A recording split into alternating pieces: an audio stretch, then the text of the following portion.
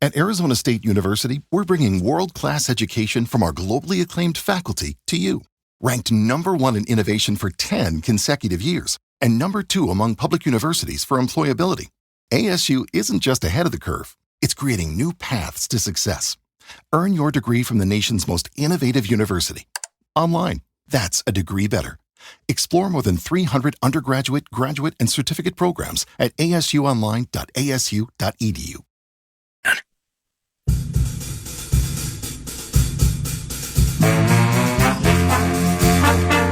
9 to noon.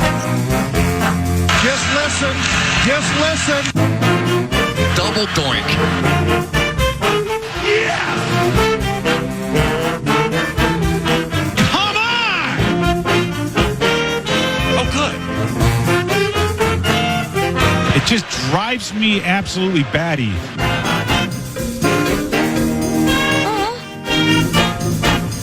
In your face, Milwaukee!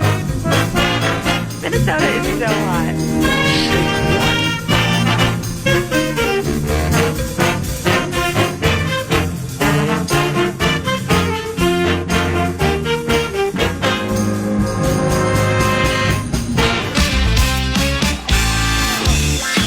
Thank you.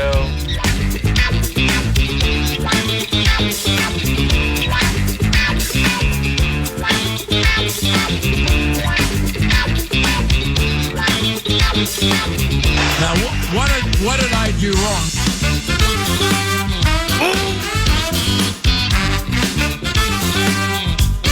All righty now. Let's begin Wednesday with a howl. We welcome you to 9 to noon. The Howl hooks the Chicago Bulls this evening. Bulls on a back-to-back and a Target Center. And joining us now is elite basketball mind Dane Moore, who covers the Timberwolves on a daily basis. And learn more about his podcast. It's very good via the X Machine at Dane Moore NBA. Dane, Paul Allen, how have you been? Paul Allen, what's up, man? I'm good. We got the trade deadline coming up. It's interesting times in the NBA. You do you expect Mr. Conley to be active coming up here tomorrow? I think what we've learned with Tim is he works in the shadows. I don't know. I haven't heard that there's this or that or specifically these things going on. But the same was true at the end of September. I didn't hear about Cat getting traded in the 48 hours leading up to that. The D'Angelo Russell trade a couple of years ago where Conley pulled off bringing in Mike Conley and Nickeil Alexander-Walker for D'Lo, who wasn't fitting. I think those are the things that Wolves fans want to hear are going on, specifically the D'Lo option, maybe with the Julius Randle trade. But as you know, PA, the Wolves are in a little bit of a different situation right now, just in terms of their roster construction and then also where they're at in terms of their financial commitment and being in the luxury tax and how that kind of limits them in what they can do. Now, with Dane at Dane Moore NBA, I love that tweet that you posted. I think it was yesterday about Edwards and improving mental computations regarding the defenses he sees, doubles, blitzes, deeks, players feigning certain things. What are you seeing with the approach taken to Anthony Edwards and how he's computating it? Yeah, I think it's an interesting thing. I mean, to use a football analogy, right? It's kind of like dropping back or reading the coverage before the snap and where the blitzes are coming from and all those sort of things. It's kind of like, right, Sam Darnold, as I understand it, struggled with that early in his career. So did Ant. He was very confused a couple seasons ago when teams just started selling out to take him away, right? We call that in the NBA putting two on the ball, in basketball, putting two on the ball and then needing to avoid that double team and play 4-on-3 on the backside. And that was all very, very new for Ant a couple seasons ago. And now he's starting to kind of pick up on, all right, if I see this coverage, I have to do that. If I see this coverage, I have to do that. And I think what's encouraging and a growth is he understands that Rudy Gobert has to be involved in that. And that can be hard. Rudy doesn't catch it every time. That's just real. And Ant is understanding when they put 2 on him how to find Rudy, and Rudy is ending up finding ways to score himself or be a passer off of that. These are the things that Ant has to do, just as every other star player had to do, is learn how to navigate additional coverages. And I wouldn't say it's been a fast process for Ant, but it's definitely been a process, and he's growing in it. And you see that in him making the right decision more consistently this season. All right, so with every game you watch and or attend and cover, what with Edwards, what do you see when you know that night Anthony absolutely is sitting on a big game? What I often see there is a team who is afraid to bring their big up and and kind of try and take the ball out of his hands. When we talk about that 2 on the ball sort of thing, right? That's this picture, Rudy coming up to set a screen, right? And now Nikola Jokic has to come up with him to be the double teamer. If that happens, Ant should be able to punish that. Or sorry, if the big is not coming up, then Ant should be able to punish that by taking 3 after 3 after 3. That's what those big games have looked like, right? Right. Ant just stepping into one. If it's a big who plays back, then he can punish them with the 3. And if it's also a big who is not like a really elite rim protector, well, then Ant can choose to kind of get downhill, get to the rim, and finish over him. Those are his best matchups. The ones that give him the opportunity to get to the 3 when he wants to and go attack the rim without really being limited by a Kristaps Porzingis, a Jared Allen, that type of center. It's why they played really good against the Nuggets. I mean, Jokic isn't a slouch defensively, right? But you don't want to overextend him on the perimeter, and he's not really going to be the guy at the rim who's going to get up to block it. That was the Wolves' best game of the season. Was that week and a half ago or whatever? Yeah, against the Nuggets. And part of it, it's a smart thing to look for. To your point of what gets Ant going, but they need to find ways to get Ant going even in non-perfect situations, right? Like that's what this team needs to find more of over the course of the rest of the season. How about Edwards, since you referenced that Nuggets game?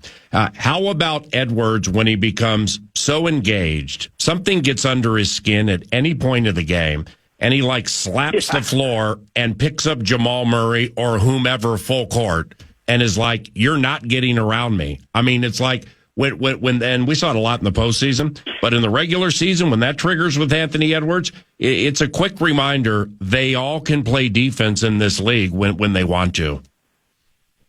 Yeah, it's bottling whatever that is up, right?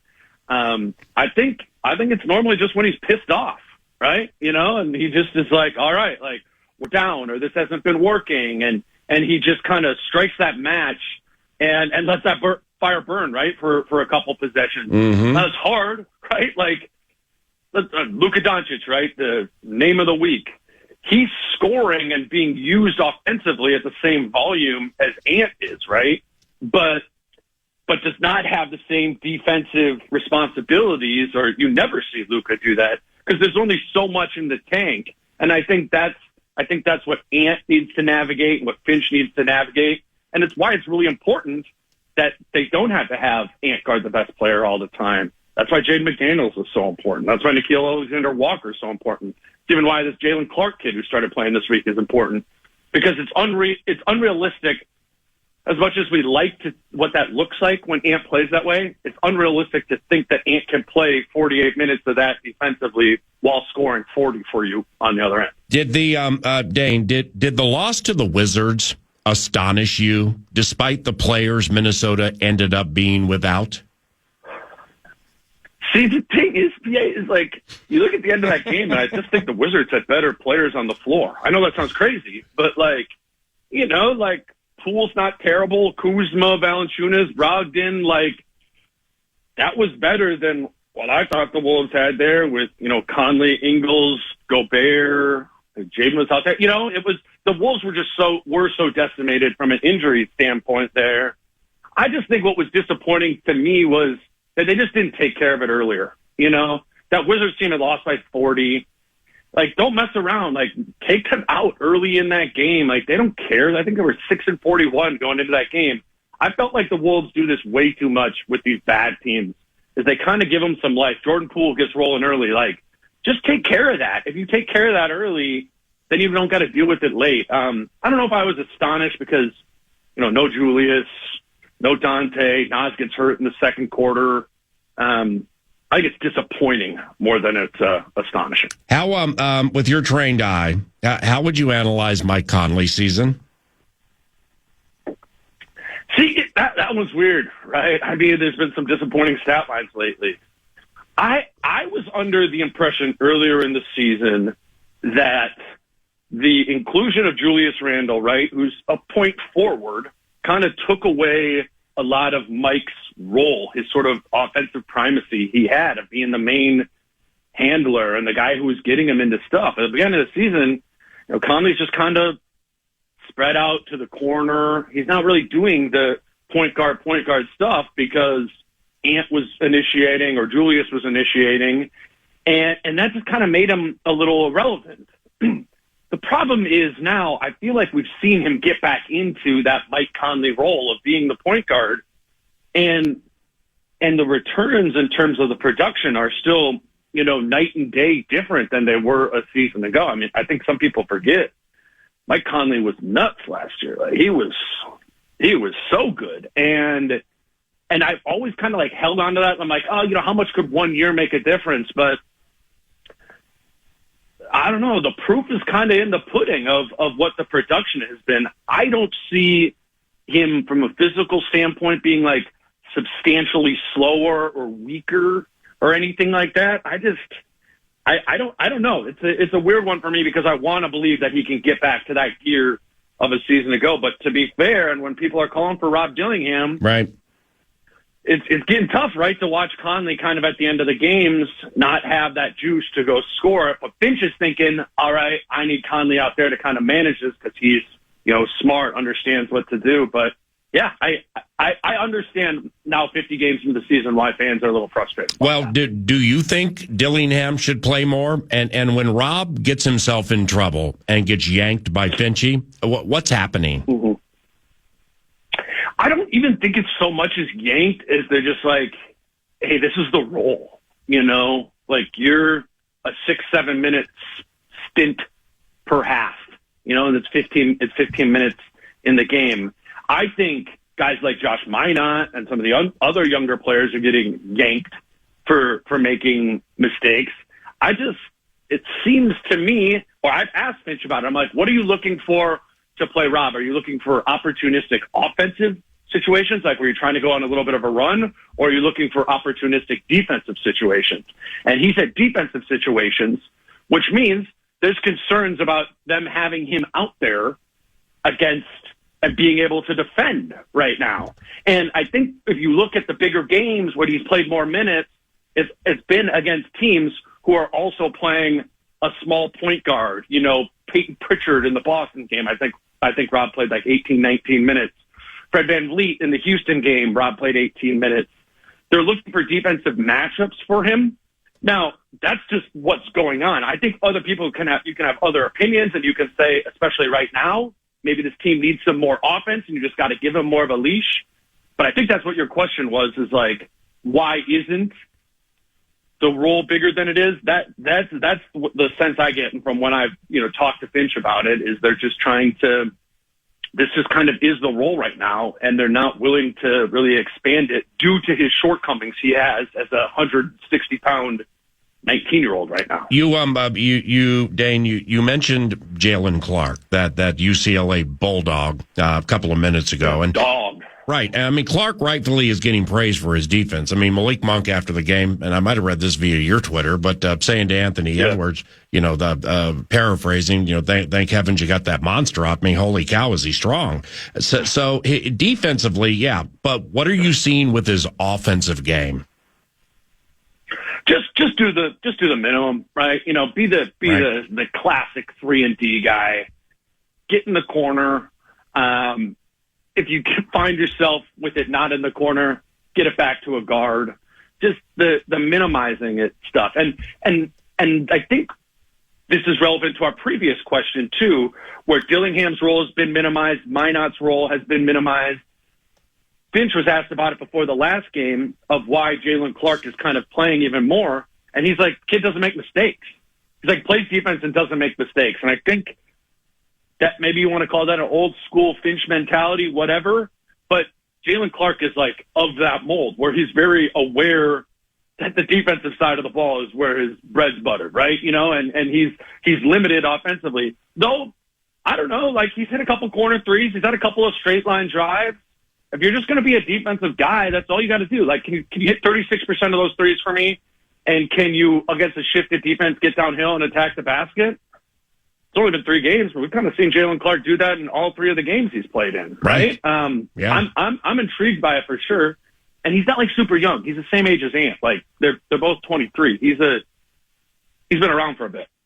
Do the Dane at Dane Moore NBA talking about the Wolves in the NBA? Do you think the Mavs have a better chance to win the title this year with Anthony Davis or Doncic, and why? I could make a case for it, but I don't think so. I think there's too much chaos surrounding it.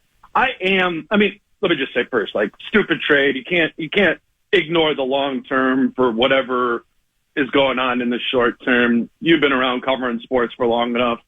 Sometimes with a prickly player, if they're good enough, you got to figure out how to deal with it. And that's what Dallas should have done. I will say though, I'm interested to see Anthony Davis and Derek Lively like collectively guard Nikola Jokic in the playoffs. Like Cat and Rudy did a year ago. Mm-hmm. Like if Jokic and Denver kind of struggled with Cat and Rudy, like Anthony Davis and Derek Lively, that's going to be woo. Like that's going to it's real when Nico Harrison is saying we're going to be a good defensive team. They are going to be a good defensive team. What I'm curious about though is who's going to be that like second engine for them offensively. Is it just all Kyrie? Is that the entirety of their perimeter creation and isolated guard scoring? They don't have really any other guards. So I'm curious to see what else it is that they do at the deadline to kind of add some firepower. Offensive firepower, that will kind of, for me, determine where I'm at in terms of where this Dallas team can go in the playoffs. But the defense is going to be real, that's for sure. Couple more, my brother. Thanks for the time. Outside of the Wolves, and AD and Luka. Do you think the Spurs are set to make a run to, say, the conference top 10 after trading for the speedy De'Aaron Fox? So from 12th in the standings to 10th, yeah, I think they got that. I mean, that's not a big jump. I think they're a threat to get all the way up out of the play-in and get to the 6th. I think this is going to be an extremely interesting playoff jockeying Western Conference the rest of the season, because I don't have it up here in front of me, but whatever, pull it up. Like, it's a couple of games from the 5 seed to the 11 or 12 seed, and Victor's scary, man. Like my thing, what I always say with Victor is, if you watch him, like, he's still bad at a lot of stuff, and he's also the 5th or 6th best player in the NBA right now. And what happens with these young players who are kind of sloppy, as Victor is, the turnovers, he gets turned around defensively a lot. Like, that stuff just kind of starts falling off, right? And all of a sudden you're like, oh, that was kind of a perfect game from Victor. And I think what's really important for him, and why it was so silly to me that the Spurs didn't have a point guard a season ago, is he kind of needs some of that guidance still and some organization. I think that's why Chris Paul has been so good there. But now you have De'Aaron Fox, who's a point guard who can not only organize but also score with you and increase the pace. Like, on paper, I think the Spurs team is scary, and we have no idea what the arc is of how quickly and how much Victor Wembanyama is going to improve. And it is one of those things where it can be a month or two can go by and you're like, damn, as we've seen with Ant, right? Like, that gear can go quickly and jump quickly. So I'm fascinated by the Spurs too. All right. Lastly, and kind of the same question, but with the local team, Dane, which of these Timberwolves options would you take and why? They miss the playoffs. They finish in the play-in. They sneak into the top 6, or they have home court advantage round 1. Not home court advantage, but I think I could get to sneak into the top 6. One thing we've learned, right, is, I mean, you got Finchy on all the time. Like, this is, they are not prioritizing anything other than wins, as we were talking about with Rob. Like, this team, there's going to be nothing they're focused on more than kind of jockeying to get into position to go into the playoffs. Like, Finch, as he said to you, as he said to us a bunch of times, is they really believe it's important to get Ant into the playoffs and these opportunities to grow and learn and compete and have a bite at the apple of seeing, if you can make a run in the playoffs. So I think there's unless something happens tomorrow where they randomly become sellers, which I certainly don't expect, I think Finch and Ant and the group, keep the pedal to the metal. They get Julius back in a couple of weeks. They get Dante back in a couple more weeks. And I don't think it's crazy to think that they could be the 6th seed. That's probably what I would guess. Enjoy the game tonight, and I appreciate the time. Sure. That was fantastic. We'll talk soon, okay, Dane? Thanks, BS. Talk to you. Yeah, for sure. Dane Moore, at Dane Moore NBA via Twitter, has a very good Wolves-related podcast, the Dane Moore Show that you can find at Dane Moore NBA. And 9 to noon is in the air. It's 9:20. Good morning. It's Paul Allen Nordo by my side. Alec Lewis from The Athletic will join about 15, 20 minutes from now. And that's part of the Timber Tech What's on Deck set list. Mike Florio, ProFootballTalk.com. It's a Wednesday. PFT, we on a Wednesday. That's going to take place 2 hours from now at about 11:20. Welcome. Some J.J. McCarthy stuff around the corner. It's Super Bowl 59 week in the neighborhood, and we welcome you to your audio home of everything funky and fun, FM 100.3, KFAN, your cash thing leader. Yeah, the fan along with me and 9 to noon, I should say. We want to give you a chance to put $1,000 in your hand on a Wednesday morning. So here's what you do. It's super easy. You go to KFAN.com, you enter the keyword credit, and you might win $1,000. Again, the keyword is credit. You just go to KFAN.com, enter that thing now.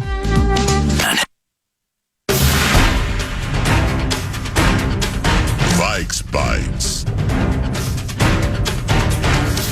Vikes Bites, brought to you by Thousand Hills Lifetime Grazed Grass-Fed Beef. And you can shop online. A box of meat will show up at your doorstep. You can learn more about a Clearwater, Minnesota company, Matt Meyer and everybody associated with it, what they do, regenerative agriculture, how nutrient-dense the meat is, and ultimately when it shows up on that doorstep or your local Coburns, Co-ops, Kowalski's, you're going to find out how good that flavor is, too. So Thousand Hills brings you Vikes Bites. Well, J.J. McCarthy, along with the head coach Kevin O'Connell, someday will they bring the Minnesota Vikings a Lombardi? That'd be pretty sweet. Yesterday, and it's all part of Super Bowl week, you see guys, Golden Tate wearing a Hershey's jersey, Marcus Mariota, he's representing Spam. It's Super Bowl week, so there are sponsors galore and all sorts of big spot national conversations. Our QB, J.J. McCarthy, joined Rich Eisen yesterday. And I found some clips that I wanted to play as part of Vikes Bites, and maybe a couple I got in my back pocket for later as well. But first and foremost, we just want to make sure that he's feeling good, right? I'm feeling fantastic, Rich. Couldn't be in a better spot, honestly, mentally, physically, spiritually. And we're just continuing to stack days at this point. Ooh. And, with around 67 days till OTAs, we got a lot of time, but not a lot of time to waste. So we're enjoying it, though. Yeah, but who's counting, right? But I'm hearing you're ahead of schedule. Is that a fair way to term it? You're ahead of schedule? That's very fair. Oof. Okay. All right, perfect. I want you to listen to this clip, PA, Vikes Bites style, and you're gonna catch this.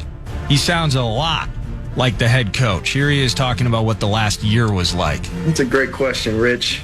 For me, it's been really hard. Like, if I'm going to be straight up, and going from 15-0 national champion to your season ending, and being a part of, but somewhat not a part of, being on IR, that beautiful season that Minnesota had last year and that we had, and just being able to really witness and experience what it was like to be a successful team in the NFL, and also see some ways that we could always improve. And, for that, it was an invaluable experience and ultimately a blessing. It really wasn't a blessing in disguise the more I look back on this past year. But, the hardest part was seeing all my brothers go out there every single Sunday, Monday, Thursday, and, not be able to put up the armor with them. So there'll be more insights. I got some more clips to play for you. But first, it was interesting and illuminating to hear how he looked at the last year, the high point of winning a national title. That's sweet. But ultimately, you can imagine when he was drafted, he had in his mind what this first year was going to look like and what the opportunity was. That's taken away from him after a cool preseason performance against the Raiders, how he battled that. But PA, how much does he sound like the head coach? I mean, if there's a way to match, like Andy Reid and Patrick Mahomes, I think they're pretty aligned, but they don't necessarily speak and communicate to the world like each other. I think Kevin O'Connell found his son in the draft when he got J.J. McCarthy 10th overall, but a good conversation with Rich with more clips to come. His vocal ganger. Well, we will know that his approach and or sound is that of Kevin O'Connell when he starts incessantly and consistently and repeatedly responding to questions with, well, I'm here to give my best when my best is required. And when we get into the 20, the red zone, whether we're in the high red or the low red, the ops are going to be there. No matter the D&D, you have to score in the high end or low red when you receive those ops. Why? Because when your best is required, you have to come through. Now that's JJ and KOC meshing with some vocal ganger, sounding like each other. Yeah, we have some more of those coming up a little later. But when we return, Alec Lewis from The Athletic will join 9 to noon on KFAN. Vikes Bites.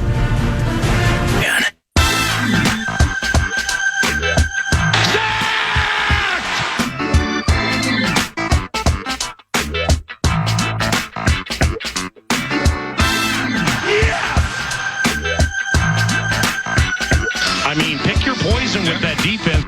Well, the poison we have chosen here happens to be an oxymoron in that it's poison that's intoxicatingly good. It's Alec Lewis from The Athletic and theathletic.com at Alec_Lewis. Did you plan that? No, he dropped in Zolak or he dropped in the poison bit, and here we are.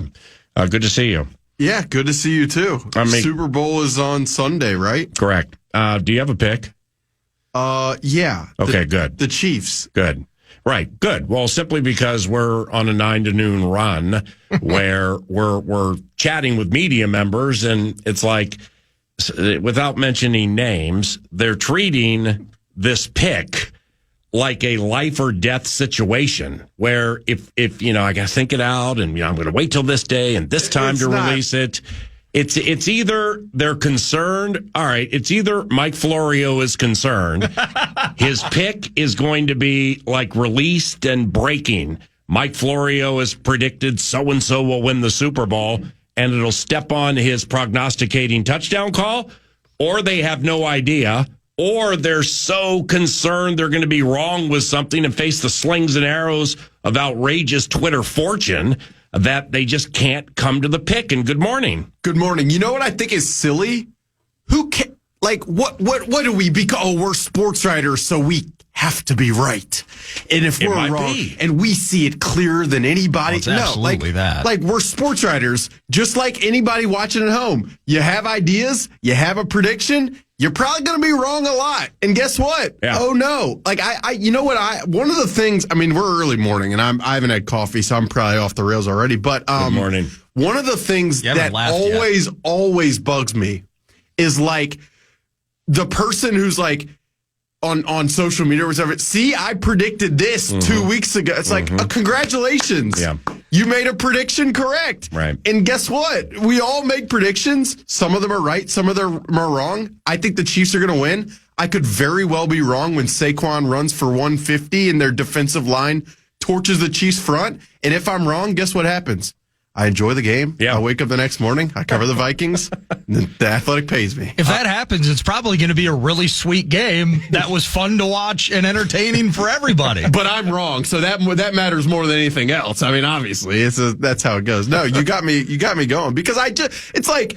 You can be wrong in a prediction, and that doesn't mean you lost all credibility. That means life happened, and you made a prediction and it didn't go the right way. I am excited to hear whenever it drops your podcast, the Alec Lewis Show. Alec Lewis Show. Alec does a podcast called the Alec Lewis Show. Learn more about it at Alec_Lewis or via YouTube. Just search it. Very easy to find. I'm excited to hear what you have up your sleeve today with former Vikings general manager Rick Spielman. Have you guys ever met? Not actually, maybe in person. Yeah, at the combine last year. Sorry, I'm trying to remember. Yeah, you had dinner with him. No, super memorable. That isn't funny.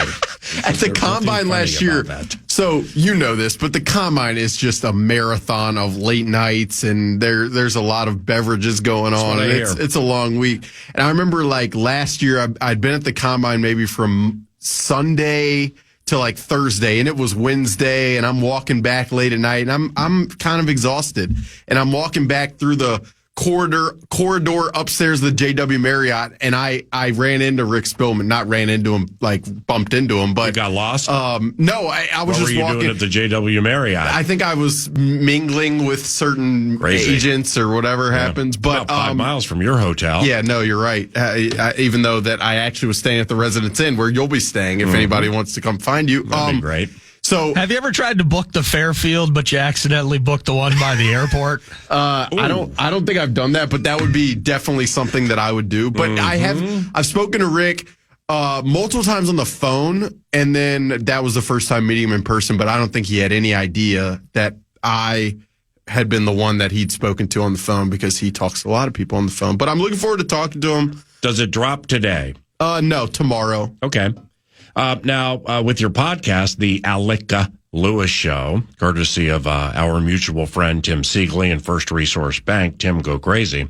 What do you have up your sleeve for the GM? Is it more off-season or Super Bowl, or like a combo platter? Yeah, combo platter. I want to ask him about the Super Bowl, but then I want to segue it a little bit into, you just fell out of your chair. I want to segue and ask him questions about roster building, about draft process. I think the more that I can do to understand the process that this Vikings organization has had through the draft in the past, like, because I was not around before 2022, the better it is for me. And then we'll talk scouting Justin Jefferson, certain stories, and then I'll ask him about this offseason and what he thinks about the quarterback situation, some of the other stuff. So I'm looking forward to it. I think it'll be a blend of go back into the past, some stories, some process stuff, learn about how a GM manages the draft and scouts and all that stuff. I'm looking forward to it. I don't need to tell you how to do your bit. I think you do a fantastic job on the show. Thanks, Nardo. What I will say, when you're talking about the former general manager, you're talking about previous draft situations, I would suggest warming him up before you hit him with the Drew Samia name. Before you hit him with Colby Gossett? Those names. No, it's a Justin Jefferson, Christian Darrisaw equation. Okay. I just, I didn't know which direction you were going to go with it. I just wouldn't, immediately ask him about TJ Clemmings. What about Beavers? Yeah, well, exactly. Yeah, I wouldn't go there. Chaz Surratt. See, now we're going down the wrong road here. My fault, PA. Where did you do your draft plan pod? Like yesterday? Yeah, at Alec Lewis Show. I think it was in my apartment. I think it was from my apartment. Why? Close the blinds behind you. Okay, I mean, no, I think it's good for lighting or something. As a surrogate representative of Tim Siegley and First Resource Bank, the glare, it was distracting. Now, granted, it may only be distracting for me, but we got to start thinking about things like that as you ascend. I think you might get distracted more easy than the common folk. Okay. But that's just me knowing you. I could be wrong. Right. And maybe discretion is the better part of valor, but that's just my. But it pulls from the attention of what I or we are listening to. That's an interesting point, and it's a good point, and I will go back and evaluate. It doesn't need to be a Joe Rogan, Pat McAfee giant podcast it's not gonna be. Set or anything. But can we at least put 8 seconds into it to close some blinds so the glare's not bouncing off your forehead? Well, I like recording it I like recording the podcast from the TCO Performance Studio, but I haven't been out there because I don't want to drive 25 minutes in the off season. But they've got great Wi-Fi out there. Mm-hmm. The Vikings background is very official and good and adds to the credibility. But my Wi-Fi in my apartment's good. Whereas can't buy a banner? Let's get a banner. No, really? Because when I join you do it in the community room. People are like getting their mail and stuff behind you. I'm just getting absolutely roasted. See, I came in. We want you to put mental thought into this because you're good at what you do. You're ascending. The podcast is fantastic. And Uncle Tim with First Resource Bank wants to, he doesn't want people to think First Resource Bank is like some alley-related bank that just doesn't care about how it looks. First Resource needs to be first rate. Right. That's exactly right. No, I'm glad you said I need to put mental thought there, which I appreciate as opposed to physical thought. Thank you. Yeah. You need to put some mental time. I came in, Dane You boxed me up nicely there. Dane Moore. Well done. Dane Moore began the show with very intricate. My show? This show? Yes, today. Our show? Very intricate description of double teams, off the ball. Mm-hmm. And so I came in, I'm thinking, okay, we're going to hit Vikings hard. And now we're talking about closing the blinds on my podcast. Why don't you take a peek at the Dane Moore Show on YouTube? And then check out the lighting. After you take a peek at the lighting and the set, go ahead and take a look at the subscribers. And then after you look at the subscribers, take a look at the views per each podcast. Okay? No problem. Okay, so buy a ring light. There we go. Buy a ring light. I am glad that I spent my Wednesday morning getting roasted about my podcast. I really appreciate Church has an O-ring light. I'm not responding. To illuminate the fun on a Friday football feast. PA said that, not me. Don't be mad. I'm not. So all right, 3-2. So YouTube, Alec Lewis Show, subscribe, okay? Our guy is a hard worker, and the podcast is quite good, including the Draft Plan Pod, which is available there right now.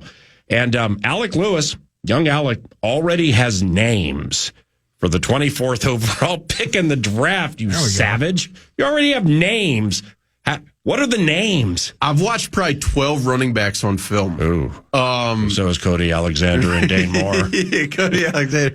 No, I've done a lot of work. I've watched interior defensive linemen, maybe 7 or 8 of those guys. Why do they make you cry? They don't make me cry. They make me smile because I know the interior defensive linemen. Interior, not. Yeah, and their inability to penetrate over the last 3 years, probably except for Dalvin Tomlinson, who was pretty good in 2022.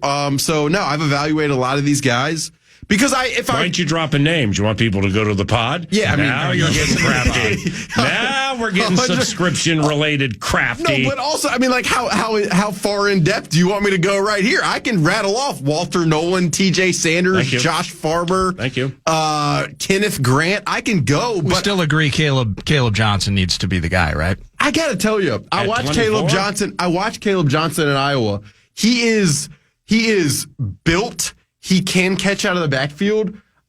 He's not really. I would say he's not my favorite of the running back bunch, but there are a lot of these running backs that are interesting, and that's I ain't seeing that catching thing with him, and you're now the third person I've heard say it. I'm probably wrong. I just, from what I've seen and what I've learned, I ain't relying on the Iowa beef eater to catch it right or left flat. Like for me, if you're taking a running back in the first round. And I think I'm totally okay with that because if there is a dynamic enough player to do that, i.e. Bijan Robinson, Jahmyr Gibbs, this year Ashton Jeanty is a no-brainer. But if you're going to be doing that, that guy better be a one-man explosive play rate who can do everything, who is going to elevate your offense. I'm not really sure if he's that guy. Now the question would be, besides Ashton Jeanty, the Boise State kid this year, who would that guy be? Is it Travion Henderson of Ohio State? like there are certain people within the business who really like that name. But I watched these. Okay. I know these names already. I've watched these guys because if I'm going to be talking about this for the next 2 months, and The Athletic is asking me to compile lists of stories around draft prospects, I better know what I'm talking about. So you put in the work, and it's the offseason. I've got some bigger projects I'm working on, but I got to know the film stuff. I got to dive into the draft. It's the job. So The Athletic is requiring added work compared to, say, last year up to the draft. No, not added work. And similar big projects and stuff, right? Similar work. Okay, well, I mean, totally makes sense to skip the Senior Bowl. I always love that one. Listen, I'm sorry. I'm sorry. No, I appreciate it. Laughing by that. No, that was nice. I'm gonna laugh. No, skipping the Senior Bowl. No, I understand. Skipping the Senior Bowl was a dual. It was a dual. I understand strategy. I understand. I want to outline my dual strategy. Of course, I'm sorry to hear that about the New York Times bottom line, but that has nothing to do with 9 to Noon's intel we're looking for the draft. Nordo's having a great time. That's great. And I'm glad that I can make him laugh.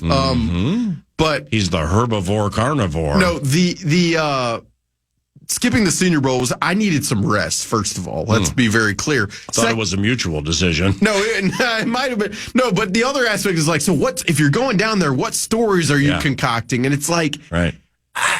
You can come up with 5 story ideas in 8 seconds. No, I could have, but then it's a sell, and then if they, then you're forcing it for airfare and hotel and right, and then hotel. You're from Anniston, Alabama, which is 14 minutes from Mobile. 4 hours. Birmingham is 4 hours from Mobile. Oh, yeah. I know you're not an elite Alabama geography mind. Nordo tells me over the last 3 weeks, gas prices have gotten exponentially better. Who cares about who cares about the gas tab or you the guys are or whatever? It only took 2 weeks and it's all fixed. Well, you with this 24th overall pick and young Alec has names. Go to @Alec_Lewis via the tweet machine. Follow him if you are so inclined, and learn about the Alec Lewis Show podcast, which is really cool. And he has names, and it's about the draft. It's what you call it, the draft plan. Yeah, the draft plan pod. Okay, well, what if they don't have 24? Like, you're going to be the third person I'm going to hit with this. Is it a long shot? Is it a no shot? Maybe, but I just like going over it. You franchise Sam Darnold. Trade him and 2 first-rounders to Cleveland for Myles Garrett. Andrew Berry, Kwesi Adofo-Mensah, keep that in mind. Well, Kwesi's former boss, maybe his best friend. If you franchise tag Sam, then he is probably going to cost $41 million unless you can consummate a multi-year deal. Right. The Browns are already. Well, they're going to get Deshaun's money back after this flim-flam down in Miami. With I know you've been saying out. That. I don't. I heard you say that yesterday as I was driving around. I'm thinking. But wait, this is not the Cousins tampering. Hey, we can get a first-round pick out of it. This is not that. No, this is real. I mean, this is behind the scenes. This is, from what I understand, the wheels are turning on this bad boy, and Mr. Haslam wants his money back. Yeah, Florio will be on later. You just ask him about it. But the Sam Darnold thing would have to be tampering, though, wouldn't it? What do you mean? Well, if you franchise tag him, and then you're going to have to, if you're the Browns or you're any team, before you take on that $41 million, you got to make sure that he's interested in consummating a deal with you and what that deal is. So ultimately, that does become a tampering situation, doesn't it? If you're going to tag him, and I think that's $41 million. Any team that you eventually then would trade him to has to make either they're totally cool with the 1 and 41, right? Which then that's open and free and honest, or it does have to be tampering. It does have to be behind the scenes, agent and GM working. Well, this 1 and 41 actually, once we flip a 7 or a 6 to the Vikings, it's going to become 2 and 60. It's going to that becomes, I believe, a tampering situation unless all of that is figured out from 0 to 100 once that window opens up 3 days before free agency. I think you're trying to thread a pretty nasty needle right there. I mean, we've been through this. The franchise is just in a few weeks, right? Or is that the deadline? I think it's late February. It's around the corner. It's right around the combine. So back to the idea that you presented. Let's just say that they don't get that Deshaun Watson money back. They're already like $30 million over the cap. They could like post-June cut Myles Garrett and it wouldn't cost them. But then to take on $41 million, that'd be impossible. They'd probably give Sam a more multi-year deal. Yeah. It would take a lot of cap gymnastics to make it happen. And 2 first-rounders. And then you're saying the Vikings are trading 2 first-rounders? Sure. It's Myles Garrett. I mean, are you kidding me? PA, but no, you're right. Myles Garrett is an absolutely elite player, but you know how many needs this team has just as much as I do. He fills 3 of them. I'm spitballing. I don't have steam. No, I hope you. I know you don't have steam by tossing this out. You would enjoy, right? What do you think? No, I would love you think it's stupid? How unbelievable it would be to have him on this team. This team needs interior offensive linemen, interior defensive linemen, cornerbacks, potentially safeties, a running back. They don't have any picks already because they traded like 8 for Dallas Turner. Okay. So, but if you make this move, you still have requisite salary cap money to plug holes and Myles Garrett. And you're putting a lot of pressure on being right by allocating that salary cap money to fill all those holes. Like how did it work last year? It worked phenomenally, but even Kwesi Adofo-Mensah said in his postseason press conference, to expect that type of production to happen again, that would be faulty because players who hit free agency often they have faults in their own. That's why they're not extended by the team in the first place, because extending players that have been on your own team is the most advantageous roster building strategy. So to just think that this salary cap money that you generate because you have a rookie quarterback is going to paper over everything. Yeah. It's a really dicey strategy. Do with NFL honors tomorrow night, do you think Kevin O'Connell wins Associated Press Coach of the Year? I think so, because I think the voting ended before kind of like the Commanders had their little run. And then I think like you could make a very good case for Dan Campbell or for Andy Reid specifically to me. But I kind of think he has a good shot to win. And off that, then obviously you have the Super Bowl this weekend. Have you ever been to a Super Bowl? Never been. Neither have I. Do you have any interest in going outside of covering one? Because I don't. Not really. I mean, like, no. I really don't. I like the media row and all that stuff. It looks cool. It looks fun, but I don't really. And then Radio row or radio at the game? Radio row. Because at the game, I'm not, it obviously depends on press box size. And Super Bowl 52, US Bank Stadium, the press box, the main press box is quite large and seats a lot of people.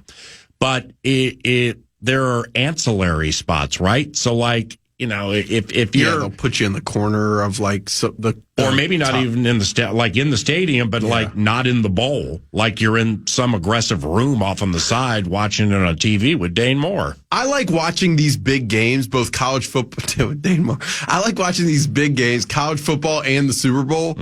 Like not with a lot of people. I'm not a big like Super Bowl party guy, I especially because I love the game. Like I'll watch it with my dad back home, and I just enjoy. I'll hear his ridiculous analysis, but I look forward to just watching the game, analyzing the game, hearing the commentators. Even though Tom Brady we'll see, it'll be interesting. But like that's the way I like watching these big games. What do you think will be interesting about it? Because I mean, with all due respect, about the game, no Brady. I don't really find much compelling with his analysis. Well, I mean that's for me the fact that he is like I think Greg Olsen is phenomenal. I've said that to you before, and so I mean to me it's going to be interesting to see the reaction to the massive world of those folks listening if Brady is not on his game. And or if he's rooting against Mahomes so he doesn't join Brady conversations. It could be the case. No, I don't know. Like I think it's very interesting that he's calling this level of game, not having done it before. And then I would say like there have been times this year where I'm watching, I'm like, there are times where it's like, you know more about this game than anybody else. And the analysis you're providing is like something I could get, like just generally. So it's hard to understand. I mean, he can get the answer to pretty much everything he wants with. I mean, he can call O'Connell and be like, how much a year, what's the term, and probably get the answer, right? Because he can keep a secret.